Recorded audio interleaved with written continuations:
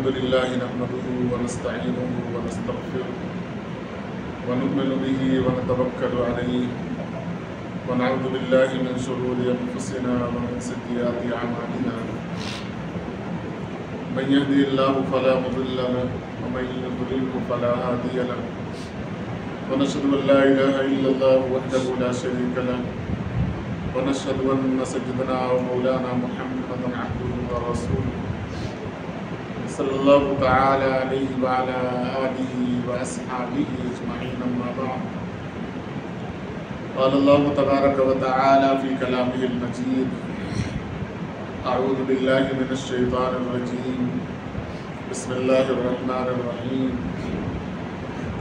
تبت يدا أبي لهب وتب ما أغنى عنه ماله وما كسب سيصلى نارا ذات لهب وامرأته حمالة الحطب في جيدها حبل من مسد صدق الله العظيم وصدق رسوله النبي الكريم ونحن على ذلك لمن الشاهدين والشاكرين والحمد لله رب العالمين رب اشرح لي صدري ويسر لي أمري واحلل عقدة من لساني يفقهوا قولي آمين برحمتك يا أرحم الراحمين والحمد لله رب العالمین۔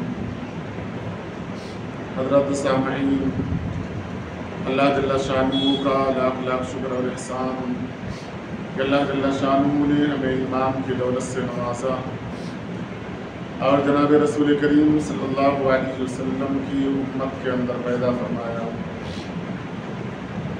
اور نبی کریم صلی اللہ علیہ وسلم کا لاکھ لاکھ شکر اور احسان کہ آپ صلی اللہ علیہ وسلم نے دین کی باتوں کو ہم تک پہنچایا۔ قرآن کریم کی ایک مکمل سورت سورہ لہب خطبے کے درمیان تلاوت کی گئی ہے۔ انشاءاللہ اس سورت سے حاصل ہونے والے جو اسباق ہیں، جو نصیحتیں ہیں، اس کا تذکرہ کرتے ہوئے اس سورت کا نزول کیوں ہوا اور سورہ لہب کے اندر اللہ تبارک و تعالی نے کن اسباب کا، ابو لہب کے کن چیزوں کا تذکرہ کرتے ہوئے امت مسلمہ کو ہمیں نصیحت کی ہے کہ ہم ان چیزوں سے بچ کر اپنی زندگی گزاریں تاکہ اللہ تبارک و تعالی کی رضا حاصل ہو۔ قرآن کریم کی یہ سورت مفسرین کے اقوال کے مطابق مکہ مکرمہ کے اندر نازل ہوئی۔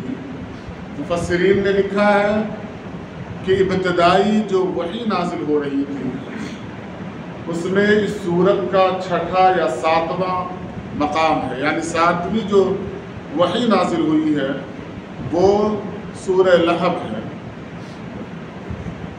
اس سے پہلے مکمل جو سورت نازل ہوئی ہے وہ سورہ فاتحہ، اور اس کے بعد مکمل سورتیں جو نازل ہوئی ہیں ان میں دوسرے نمبر پر سورہ لہب ہے۔ علماء مفسرین نے لکھا ہے آپ صلی اللہ علیہ وسلم کے اوپر جب وحی کا نزول ہونا شروع ہوا، اللہ تبارک و تعالی نے آپ پر جبرائیل امین کو بھیج کر باقاعدہ طور پر آپ کو رسول بنایا، نبی بنایا۔ غار حرا کے اندر قرآن کریم کی سورہ علق کی 5 آیتیں نازل ہوئی اور اس نزول کے بعد 3 سال تک وحی کا سلسلہ رکا رہا۔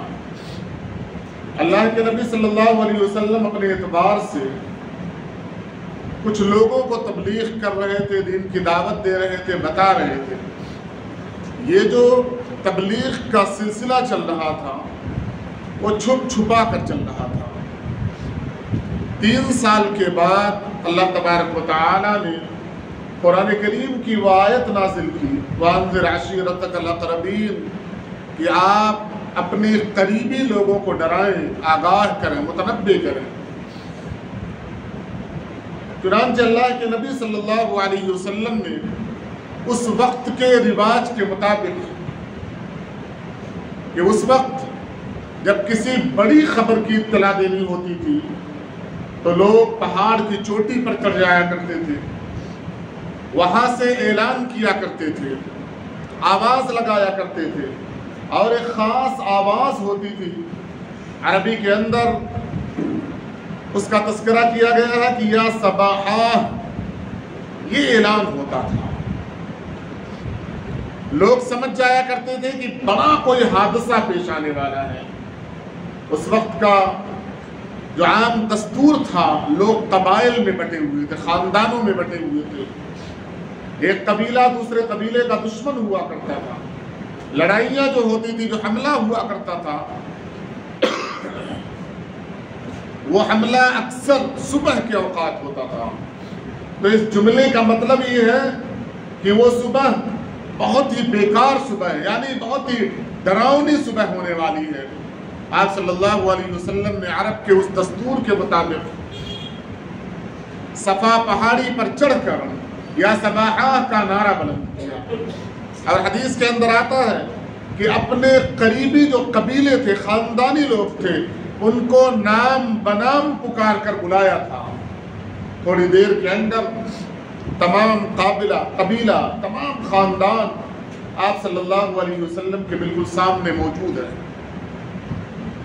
आप सल्लल्लाहु अलैहि वसल्लम ने तमाम लोगों को सामने मौजूद पाकर कुछ सवाल जवाब किया है। उलमा ने लिखा है कि बात के पहुंचाने का बेहतर तरीका यह है कि आदमी कुछ सवाल करे, उसका कुछ जवाब दिया जाए। क्योंकि जब सवाल किया जाता है तो उसका जवाब इंसान बगौर सुनता है, क्योंकि उसके दिल के अंदर शक पैदा हुआ, एतराज पैदा हुआ। उस एतराज के खात्मे के लिए वो बहुत गौर से बात को सुनता है, और यही मुअस्सिर तरीका तदरीस और नसीहत का है, जिसे अपनाना चाहिए, अपनाया जाता है। आप सल्लल्लाहु अलैहि वसल्लम ने कुछ सवाल जवाब किया, कुछ सवालात किए। उन सवालात में से एक सवाल ये था कि लोगों, अगर मैं कहूँ कि पहाड़ के पीछे की तरफ एक लश्कर है जो तुम पर हमला कर देगा, क्या तुम मेरी बात को मान लोगे, तस्लीम कर लोगे? हदीस के अंदर आता है, लोगों ने कहा कि हमने आपको 40 साल से ज़ायद अरसे तक देखा है कि आपने कभी झूठ नहीं बोला। अगर आप ये कहेंगे तो यकीनन हम तस्लीम कर लेंगे। आप सल्लल्लाहु अलैहि वसल्लम ने फरमाया, इन्नी नज़ीरुल लकुम बैन यदै अज़ाबिन शदीद, कि मैं उस अज़ाब से तुम्हें आगाह कर रहा हूँ, डरा रहा हूँ, जो बिल्कुल तुम्हारे सामने आने वाला मौजूद है। अल्लाह के नबी सल्लल्लाहु अलैहि वसल्लम की इस आयत के अंदर, जो आयत आप सल्लल्लाहु अलैहि वसल्लम ने बयान किया, कुफ़ार मक्का के सामने, ख़ानदान के सामने दीन की तबलीग करते हुए, उसमें अल्लाह ताला ने एक सिफत नज़ीर, डराने वाला, ये सिफत अल्लाह तबारक व तआला ने बयान की। एक सिफत आप सल्लल्लाहु अलैहि वसल्लम की बशीर भी है, खुशखबरी सुनाने वाला। नज़ीर अरबी ज़बान का जो लफ्ज़ है, मैं कई जुमा मैंने इस बात का तस्करा किया कि हम अरबी ज़बान के अल्फाज को हू बहू अदा नहीं कर सकते, उसके मफ़ाहीम को उर्दू ज़बान में है करीब करीब पहुँचने की कोशिश कर सकते हैं।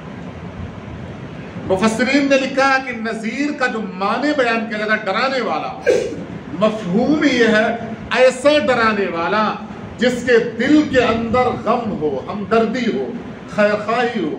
वो डराने वाला जो खैरखाहाना डराने वाला हो, जैसे बाप अपने बच्चे को डराता है, माँ अपने बच्चे को डराती है, मोहब्बत और शफ़क़त दिल के अंदर होता है। और एक डाकुओं से डराना होता है, डाकू डरा रहा है कि कत्ल कर दूंगा, माल छीन लूंगा, तो वो जो डरा रहा है उसके दिल के अंदर मोहब्बत नहीं है। लेकिन माँ या बाप जब डराता है तो तेवर और गुस्से के साथ साथ दिल के अंदर मोहब्बत होती है। आप सल्लल्लाहु अलैहि वसल्लम को एक फिक्र थी, अपने कौम का गम था, हमदर्दी थी, اس اعتبار سے ڈرا رہے تھے. اس واسطے مثال دیا کہ اگر میں یہ کہوں کہ پیچھے سے ایک لشکر تم پر حملہ کرنے والا ہے تم یقین کر لو گے. اور مثال اس واسطے دیا کہ جتنا یقینی یہ بات ہے کہ اگر لشکر حملہ کرے تو تم تکلیف محسوس کرو گے, تم پریشان ہو جاؤ گے, تمہارا مال ضائع ہو جائے گا, بچے یتیم ہو جائیں گے. اس سے زیادہ یقینی یہ بات ہے اگر کفر و شرک میں مبتلا رہے تو کل جہنم میں جلنا ہوگا, جو اس سے زیادہ دردناک اور خطرناک ہو سکتا ہے. حدیث کے اندر آتا ہے قریبی رشتہ دار ہیں, سارے لوگ ہیں, ان میں آپ کا چچا ابو لہب بھی ہے.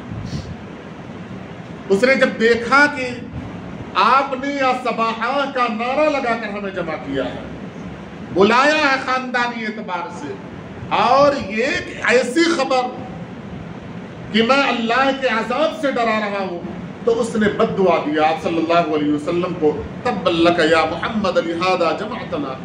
یہ بد دعا دے کر وہ وہاں سے چلا گیا. آپ صلی اللہ علیہ وسلم صبر کی پیکر ہیں, گالی کا جواب گالی سے نہیں دیتے, اور تعلیمات بھی آپ صلی اللہ علیہ وسلم کی یہ نہیں ہے کہ کوئی غصہ کر رہا ہے تو غصے کا اظہار کر دیا جائے.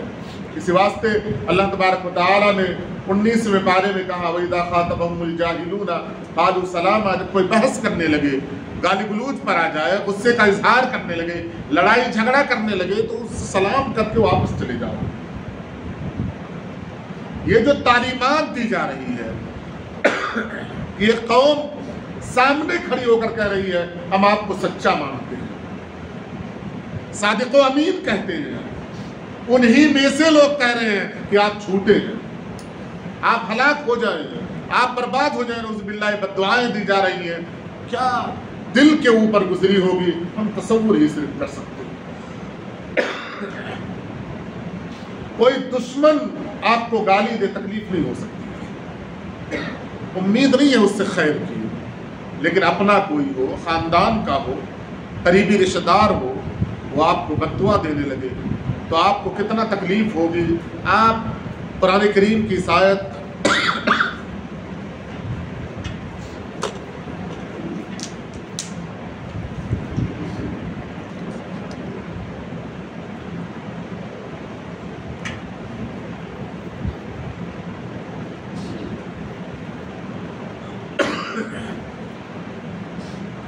قرآن کریم کی اس سورت کی تفسیر پڑھیں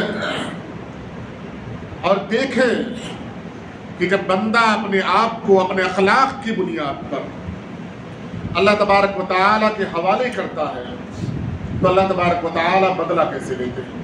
اللہ کی بھی یہ شان نہیں ہے, اللہ کسی پر لعنت نہیں بھیجنا چاہتے, لیکن جب دیکھا کہ میرے محبوب جناب محمد الرسول اللہ صلی اللہ علیہ وسلم کی شان میں گستاخی ہو رہی ہے, تو اللہ تبارک و تعالیٰ نے وہی لفظ استعمال کیا جو ابو لہب نے استعمال کیا تھا, تبت یدا ابی لہب وتب,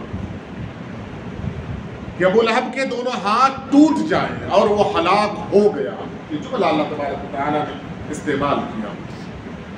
آپ سورت کا شان نزول پڑھیں اور پورا خلاصہ پڑھیں تو آپ کو محسوس ہوگا یہ پوری سورت کے نزول کا جو سبب بنا ہے وہ نبی کریم صلی اللہ علیہ وسلم کے شان میں گستاخی ہے.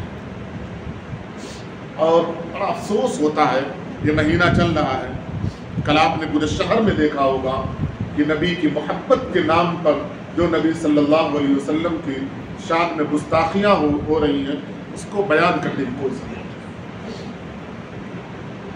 اللہ تبارک و تعالی بے نیاز ہے, صمد ہے, اور اللہ کو عبادت کے ذریعے سے ہم متاثر نہیں کر سکتے کہ ہم عبادت کر رہے ہیں اس واسطے اللہ تعالی ہماری طرفداری کرے گا. ملائکہ نے یہی کہا تھا کہ ہم نحن نسبح بحمدک ونقدس لک, اپنے آپ کو پیش کیا تھا, اپنا تعارف کرایا تھا کہ ہم آپ کی تسبیح بیان کرتے ہیں, آپ کی پاکی بیان کرتے ہیں, آپ کی فرمانبرداری کرتے ہیں, آپ کی عبادت کرتے ہیں. اللہ تعالیٰ متاثر نہیں ہوئے, کہا انی اعلم ما لا تعلمون, جو میں جانتا ہوں تم نہیں جانتے. اور وہ جواب تھا, وہ سوال تھا. حدیث کے اندر آتا قیامت تک बंदों के नेकियों की बुनियाद पर फरिश्तों से जो सवाल व जवाब होता है वो अल्लाह ताला की तरफ से यही बतलाया जाता है कि तुमने कहा था ये खूरेजी करेंगे, खून खराबा करेंगे, देखो ये तो मेरी इबादत कर रहे हैं। तो अगर हमें ये गुमान है कि हम अल्लाह के नबी सल्लल्लाहु अलैहि वसल्लम से मोहब्बत करते हैं, इस वास्ते जो चाहे करें, तो आप ये गुमान दिल से निकाल दें। अल्लाह ताला को हमारी ज़रूरत नहीं है। अल्लाह के नबी सल्लल्लाहु अलैहि वसल्लम के ऊपर वही नाजिल हुई कि नमाज फर्ज हो गई है, नमाज फर्ज हो गई। कहा नमाज के लिए बुलाए जाने की कोई तरकीब होनी चाहिए, कोई तरीका होना चाहिए। आपने मशवरा किया सहाबा से, सहाबा ने बताया ढोल बजाकर बुला लिया जाएगा। आपने फरमाया नहीं, ये गैरों का तरीका है, ये मुसलमानों का तरीका नहीं है। कहा शंख बजाया जाएगा जो मंदिरों में बजाया जाता है। आप सल्लल्लाहु अलैहि वसल्लम ने इनकार कर दिया। वो तमाम चीजें जो गैरों की थी, आपने फरमाया नमाज के बुलाने के लिए वो तरीका हम नहीं अपनाएंगे। जब खुद से फैसला न हुआ तो अल्लाह तबारक व तआला ने वही नाजिल की एक फरिश्ते के जरिए से, और वो भी उस ख्वाब के अंदर वही चीजें बताई जा रही हैं जो सहाबा किराम मशवरे में पेश कर रहे थे। एक फरिश्ता आया ढोल लेकर, सहाबी रसूल सोए हुए फिक्र के अंदर, ख्वाब में उसको देखा, कहा मुझे दे दो। कहा क्या करोगे? कहा इसे बजाकर हम लोगों को नमाज के लिए बुलाएंगे। कहा इससे बेहतर तरीका मैं ना बताऊं? कहा बेहतर तरीका बताइए। फिर वो ख्वाब के अंदर अल्लाह तबारक व तआला को उस फरिश्ते ने पूरी अज़ान सुना दी और आप सल्लल्लाहु अलैहि वसल्लम को बताया गया। आप सल्लल्लाहु अलैहि वसल्लम ने फरमाया आज से नमाज के लिए ये तरीका अपनाया जाएगा। अगर कोई कहे आपको कि मोहब्बत के जज्बात के इजहार का इससे बेहतर कोई तरीका है तो आप क्यों नहीं मान लेते? क्या आप सहाबा से ज्यादा नबी करीम सल्लल्लाहु अलैहि वसल्लम से मोहब्बत करने वाले हैं? आप नाचेंगे, आप बाजा बजाएंगे, म्यूजिक बजाएंगे, दूसरों को तकलीफ देंगे और इस बात का इजहार करेंगे कि मैं नबी करीम सल्लल्लाहु अलैहि वसल्लम से मोहब्बत करने वाला हूँ।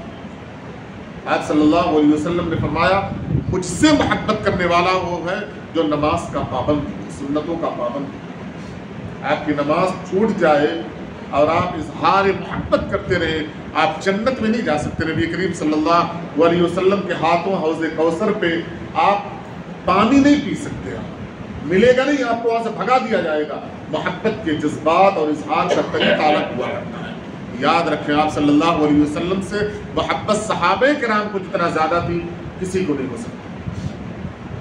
उसके बावजूद अल्लाह तबारक व तआला ने फरमाया ला तरफ़अू अस्वातकुम फ़ौक़ सौतिन नबी, एक तरीका बताया है कि आप जब मोहब्बत सल्लल्लाहु अलैहि वसल्लम से मोहब्बत का इजहार करेंगे तो ये बात नहीं होगी कि आप जो चाहें चीखते रहें। हज़रत उमर रज़ियल्लाहु तआला अन्हु के ज़माने में एक शख्स मस्जिद नबवी के अंदर खड़ा होकर जोर जोर से गुफ्तगू कर रहा था। हज़रत उमर रज़ियल्लाहु तआला अन्हु ने एक सहाबी को इशारा किया, वो आए, उनसे कहा फला जो चीख चीख कर बातें कर रहा है उसे बुला कर लाओ। उसे बुलाया गया, वो सहाबी गए बुलाने के लिए। हज़रत उमर रज़ियल्लाहु तआला अन्हु की आवाज़ बड़ी बुलंद थी, वो चाहते खुद पुकार कर बुला लेते थे। जब वो आए तो उनसे पूछा क्या तुम मदीने के नहीं हो? उसने कहा कि नहीं, मैं ताइफ का हूँ। कहा अगर तुम मदीने के होते तो तुम पर कोड़े बरसाए जाते। क्यों? जिस जगह पर खड़े होकर तुम चीख चीख कर बात कर रहे हो, ये नबी करीम सल्लल्लाहु अलैहि वसल्लम का दरबार है, यहाँ गुफ्तगू का अंदाज अलग होना चाहिए। हम नबी का की मोहब्बत करने वाले, हमें जज्बात के इजहार का तरीका ही नहीं मालूम। कुरान करीम नहीं पढ़ते, अहादीस रसूल नहीं पढ़ते, और कोई मोहब्बत सिखाए तो आप कहेंगे गुस्ताख रसूल हो गए, इसे तो नबी करीम सल्लल्लाहु अलैहि वसल्लम से कोई वास्ता नहीं होगा। तो आप याद रखें नबी करीम सल्लल्लाहु अलैहि वसल्लम के शान में गुस्ताखी की बुनियाद पर अबू लहब का नाम लेकर अल्लाह तबारक व तआला ने बद्दुआ की है। इसी वास्ते उम्मे जमील ने एक बार नबी करीम सल्लल्लाहु अलैहि वसल्लम के साथी हजरत अबू बकर सिद्दीक़ रज़ियल्लाहु तआला अन्हु को देखा, खाने काबा में बैठे हुए थे। आप सल्लल्लाहु अलैहि वसल्लम भी थे और हजरत अबू बकर सिद्दीक़ रज़ियल्लाहु तआला अन्हु भी।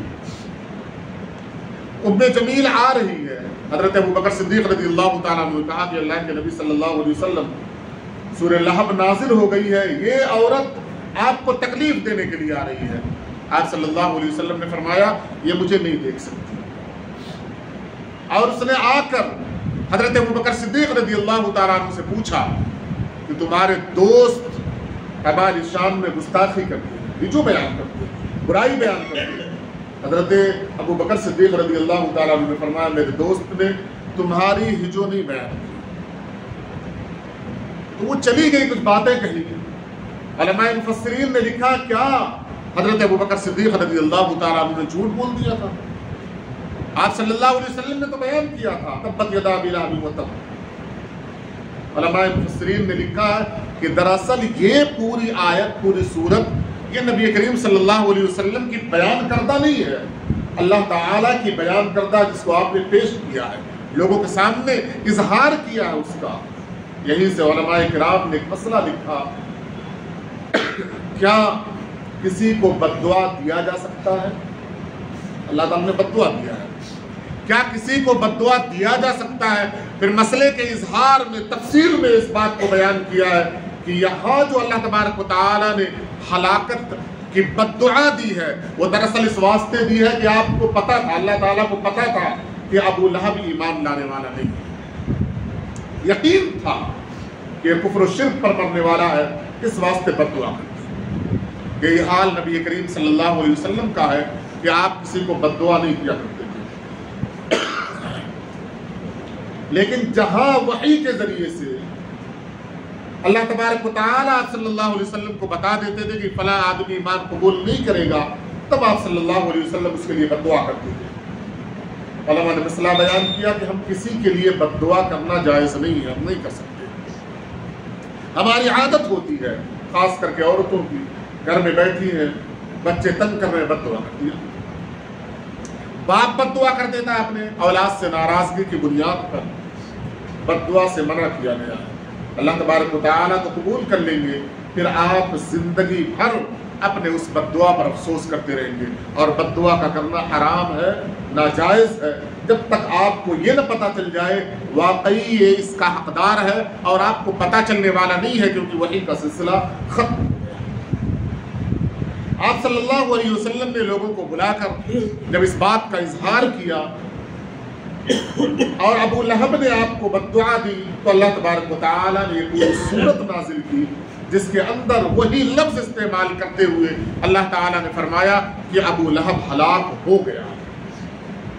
اور آپ صلی اللہ علیہ وسلم کی بات کو عرب کے لوگ بالکل یقین کے ساتھ جانتے تھے، سنتے تھے، یقین رہتا تھا یقیناً جو آپ نے کہہ دیا وہ ہو کر رہے گا۔ اسی واسطے جب ہجرت ہو گئی، غزوہ بدر ہونے والا تھا، تو ابو لہب اس غزوے میں شریک نہیں ہوا۔ اسے پتا تھا کہ اللہ تعالیٰ نے کہا ہے کہ میں ہلاک ہو گیا، تو میں وہاں ایسا نہ ہو میں وہاں ہلاک ہو جاؤں۔ حدیث کے اندر آتا ہے کہ ایک ہفتہ گزرا تھا غزوہ بدر ہو کر، ابو لہب کے بغل میں ایک پھنسی نکلی، پھوڑا۔